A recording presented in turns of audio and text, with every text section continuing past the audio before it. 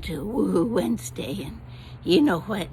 Nettie is excited to present a little dedication and tribute to John Lewis. And I think that we get kind of used to some of the best leaders we have in the nation. And, by leaders, I mean, not just political leaders, but faith leaders, leaders in our community, leaders in our family. And it's too bad that sometimes we have to wait till they're gone to really pay tribute to them and actually really learn about them.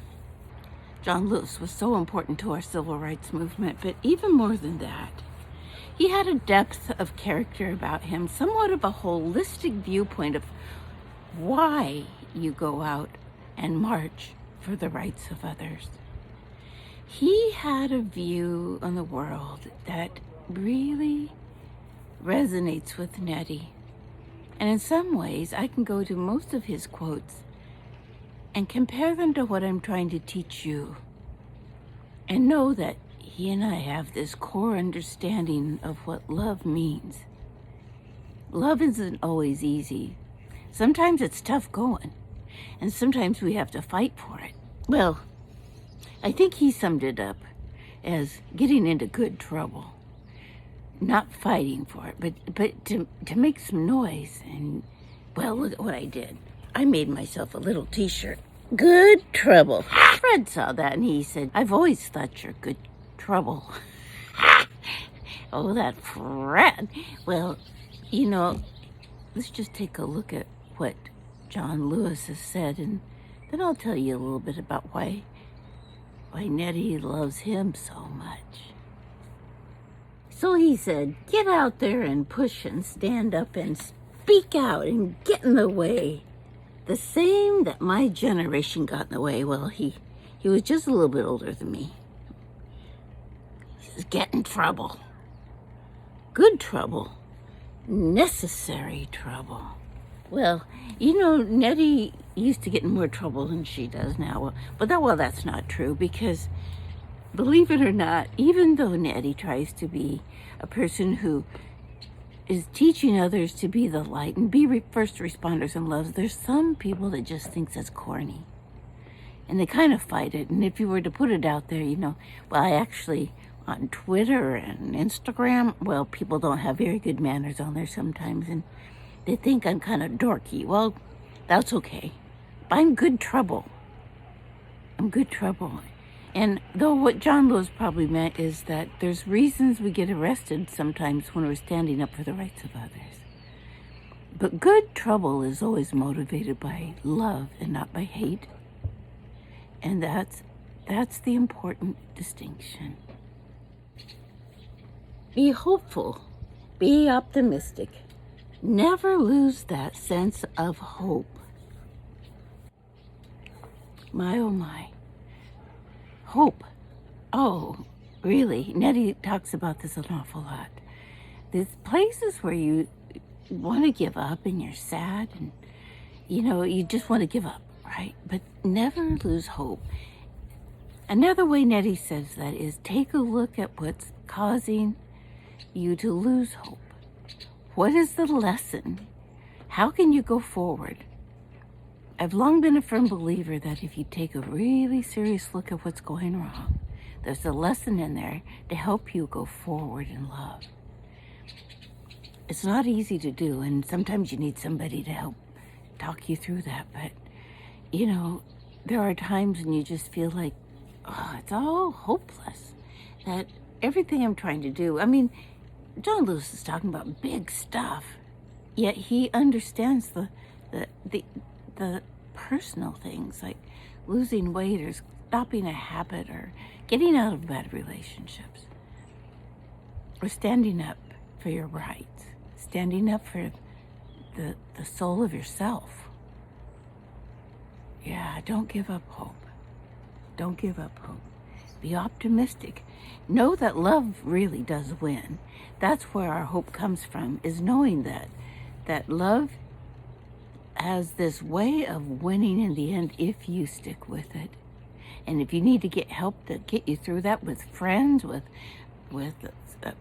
experts, that's okay too. That's how love wins. You get a team. If you're not hopeful and optimistic, then you just give up.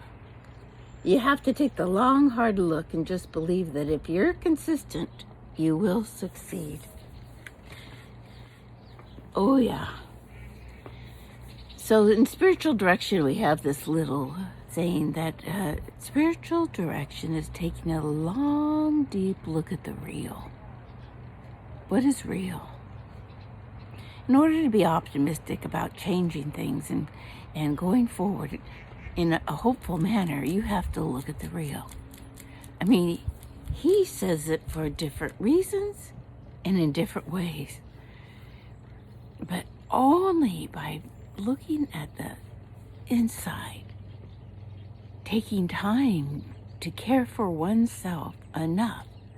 Because when you're hopeful and optimistic and can look at the real and you can make some changes, you can go out in the world and make a huge difference. Never give up. Never give in. Never become hostile. Hate is too big a burden to bear. Oh, I love this one. You know why? Because, first of all, we're going to probably say this over and over again, never give up or never give in, because you've got everything you need to be strong in this world. Maybe the goal is just to be a first responder in love. Maybe the first goal is to be the light. Maybe the first thing in the morning is to be the light to yourself. Being consistently looking for the light in yourself so that you can be optimistic, so that you can be hopeful, and so that you can go out in the world and be the light to others. You can't do it without doing the work yourself. So, I just love this one. Because if you stick with it, you're going to succeed. And I believe that is the key to love winning. You have to desire it, and you have to want it so bad, and you have to never give up. So we know, first responders in love, we do know that we have to be consistent in being the light to others. That helps us from being hostile. If we try to live every day as a first responder in love, then hate can't worm its way in. Hate is too big a burden to carry. So our goal, our mission, over and over again, we wake up saying to ourselves, we are here to be the first responders in love and take the love light to others. That's going to be our first defense against hostility and hate. You can't love and hate at the same time. Lay down the burden of hate and pick up the armor of love. The burden is light when you choose love. If you take all these steps, this next one won't seem so hard, but when you first read this, man, knowing that this was a man that was beat during marches and arrested and treated terribly, he still says you have to have the capacity and the ability to take what people did and how they did it and forgive them and move on. Holy moly, if we could just learn that, the world would be such a better place. So how do you forgive people that have hurt you so badly? For the most part, people that hurt others so badly haven't learned a better way. Somebody did not take the time to teach them that you can't treat people badly just because you don't like the color of their skin. People are going to do things to you. Things are not so right in the world, and we could sit on the surface and just say, oh, those guys are terrible to us. We can yell at China for not telling us about COVID-19 earlier, whatever. But here's the trick that John Lewis understood. It's not even a trick, it's just a way of being. We have to look at other people and where they were so hurt or ignored or mistreated that they don't have a clue as to how to do things in a civil, upright, hopeful, loving manner. Now, that doesn't mean we accept the behavior, but we have to be willing to forgive the behavior and forgive whatever happened to them in order for us to become strong and move on. And move on and help with the change. That's what John Lewis did. There's some things that you can't excuse. In this day and age, it's time to start learning and be willing to learn. But in the culture, it's sort of like when they put out Gone with the Wind right after the George Floyd incident, and people were kind of up in arms, but then they put it out in context. You know, the context of the world at the time that was written, which was just fiction and fantasy, was from a different perspective. And it really does give us something to look at as we go forward. Like, you know what it told Nettie? How ignorant I was, because I loved that book and that movie so much. I just stayed there. And, you know, I didn't live in those days. We weren't even taught some of this stuff. Remember, some of our history was whitewashed. And so, you know, bringing it out now and explaining the difference and being woke, whoa, it's not a bad thing. It's just not on the top shelf of my bookshelf anymore. It's in my history. It's in my history section so that I can remember that isn't history. So in regards to forgiveness, your heart cannot heal unless you are willing to forgive despite the fact that some don't think they've done anything wrong. The forgiveness isn't about them and what they need to do. It's about you and not resting from the inside out. Lacking forgiveness causes us to rest from the inside out, and it's like taking a daily dose of poison every single day. You have to have the capacity and the ability to take what people did and forgive them and move on. Ha! Forgive them and move on. Who are you moving on to? That's the thing. Because if you have the ability to forgive what somebody did and still move on and be strong in the movement you stand for, you can be a hero and a first responder in love. So John Lewis says very simply, I believe in nonviolence as a way of life, as a way of living.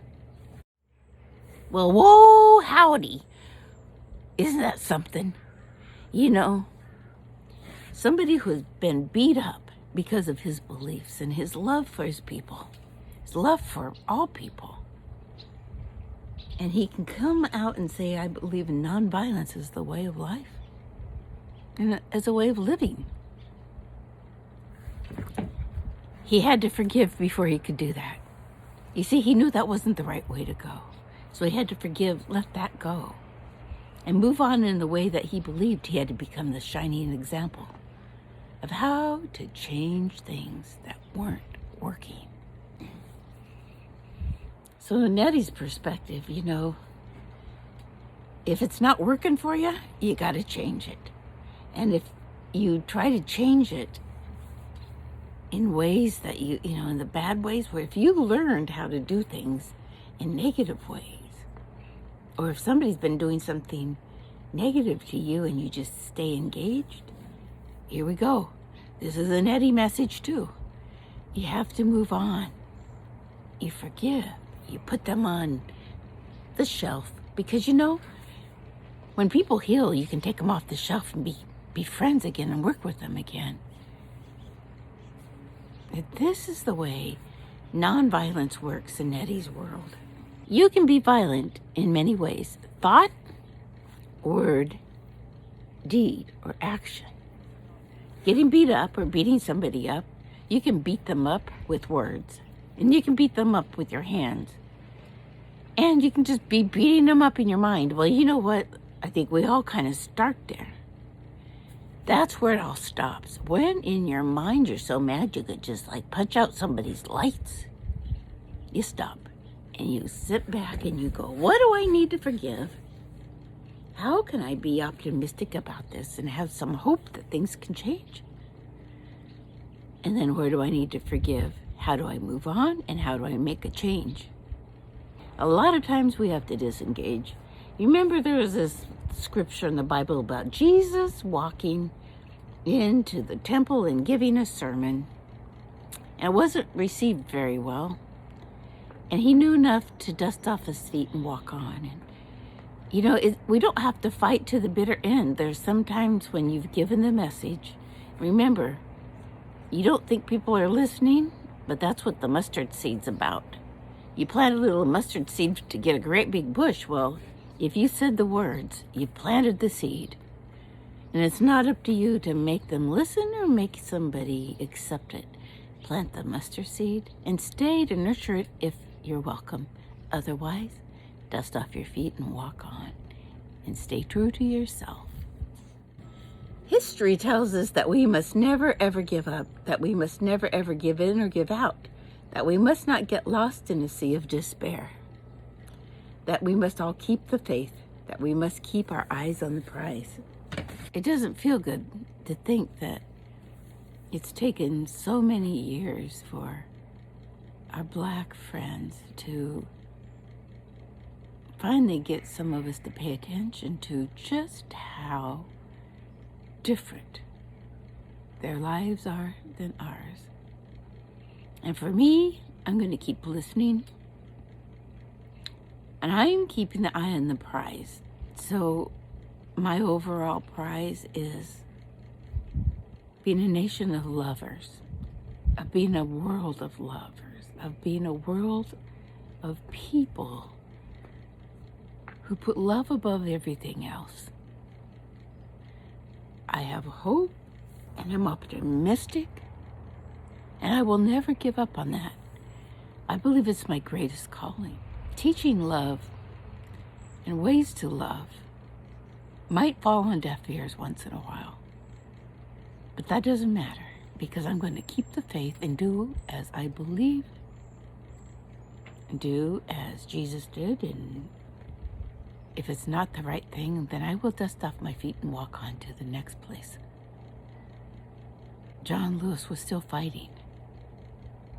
He was still eyeing the prize, and he was smart too, because he said in a commencement speech that, at some point we have to pass this on to the next generation, because it's a generational issue.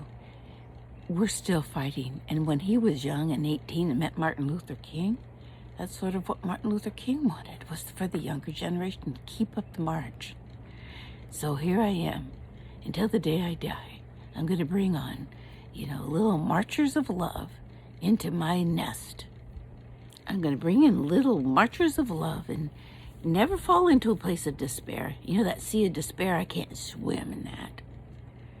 I am going to keep my eye on the prize, and it may not be the prize I get to open, but when I'm in heaven, I get to see you guys open it, and that'll make me pretty happy.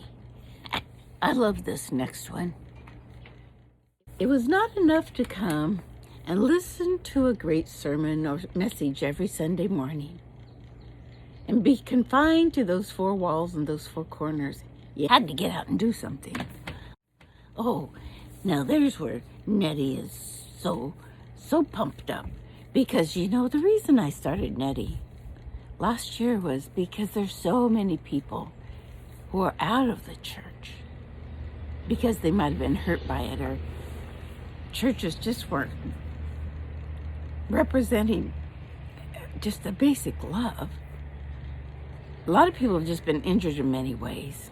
So I kind of felt like last year that the world was lacking just talking about love. And so I decided to kind of take on this ministry of being Nettie. And what that is I left the church. Well, not really. I still go to church, but there's these sweatshirts that a lot of people wear now that says, "The church has left the building." So you see, we learned a song when we were little. The church is not the building, because it isn't.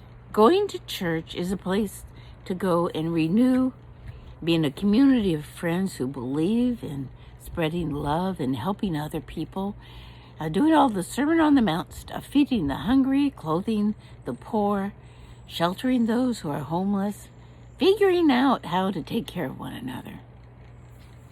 But you can't stay in church and get it done. No, you can't.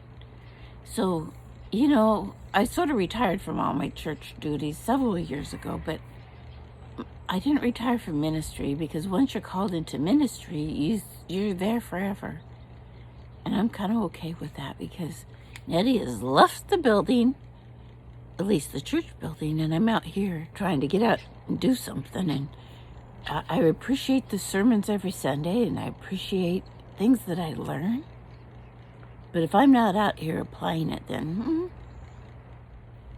he goes on to say, well, not at the same time. I just randomly picked all these quotes and thought all of them I just love. All of them, it sounds like things I'm trying to say. He says it better, but they all kind of work together.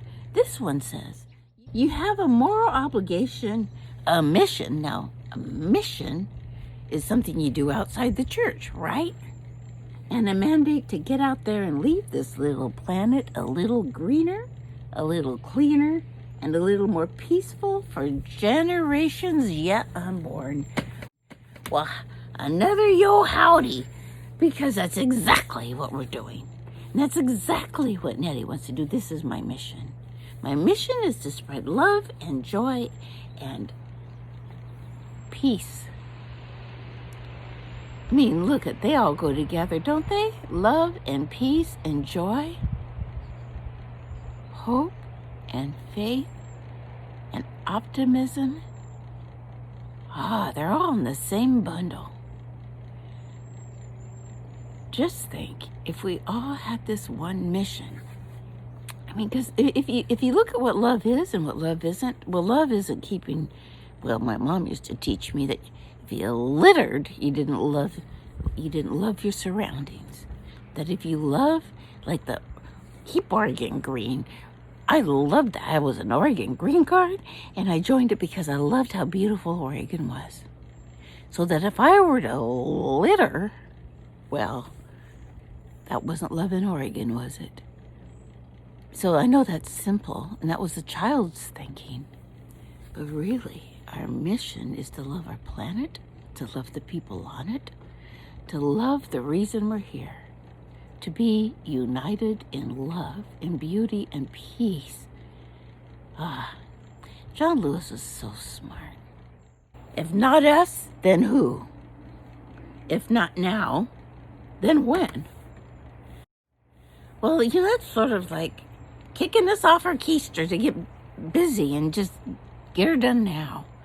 All these things, being hopeful, being optimistic, having faith, getting out of the building and going out and helping people, whatever that means, getting on Zoom and having meetings and talking about what we can do.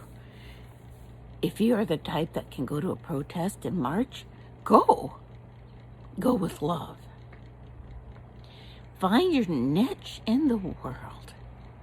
Find your niche in the world. Because, we all have some sort of passion for something. And, I've had friends make masks for COVID. That's a mission. We can all be first responders in love just by staying the course and not giving up. Find the mission. Find your calling. That's another word for it. Nettie's found her calling. Nettie's working within her calling. As silly as some of the things Nettie does might seem to you, they work for a lot of people. They certainly work for me. When I am consciously loving others and trying to bring others to a place of peace and hope and love and compassion, there is a sense of peace within. It's easier to forgive others, to move on, when you have that sense of peace within yourself. And the last thing I want to read is this. John Lewis said, you have to be taught the way of peace, the way of love, the way of nonviolence. In the religious sense, in the moral sense, you can say that in the bosom of every human being, there is a spark of the divine. So you don't have a right as a human to abuse that spark of the divine in your fellow human being. And he goes on and says this. From time to time, we would discuss that if you have someone attacking you, beating you, spitting on you, you have to think of that person. Years ago, that person was an innocent child, an innocent little baby. What happened? Did something go wrong? Did someone teach that person to hate, to abuse others? You try to appeal to the goodness of every human being, and you don't give up. You never give up on anyone. That's amazing. That is how you get to a place of forgiveness in order to move on. Everyone has a spark of divine in them, even though it might be hard to see. We have to believe that, because nobody's born evil. Nobody's born to beat somebody up, to call somebody names, to disown them. When you can understand that, that's where you get into a place of compassion. And that compassion gives you perspective. Not a perspective that keeps you in a place of being abused, but a place of easily walking away. You don't have to fight somebody who doesn't have the tools or the knowledge yet. Simply walking away and moving on with your mission and your goal to be the light to others actually brightens the path for the one who's abused you. They won't understand it, possibly, for a while. But when they do, they will see the strength in you. How strong someone is who can walk away and still love. Finding the spark in yourself, the divine spark in you, is what you take out in the world with you. Believe it, that you were born with a divine spark. And that spark, it can't stay lit unless it's out in the air, unless it's out in the open. So Nettie is going to leave you with this. Take a look at some of the quotes. They're all over Google. And apply them to what you know in your life. Apply them to the wounds. Apply them to the parts that you just know are right and good. Let them tell a story for you.